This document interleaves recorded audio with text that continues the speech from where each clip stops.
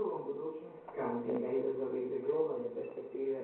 U Dubrovačkom hotelu Valma Beatroma danas će se održati središnji program 6.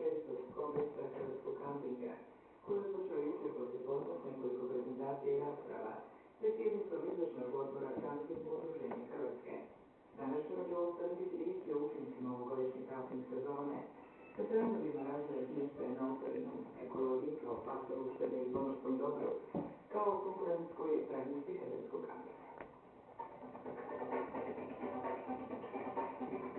Prema podacima turističkih zajednica općina Orebić, Trpanston i Janina na Pelješcu od početka godine do kraja listopada boravilo od 143.800 gostiju i ostvareno 1.094.230 noćenja, što je 8, odnosno 12% više nego u dosad siječnju prošle godini.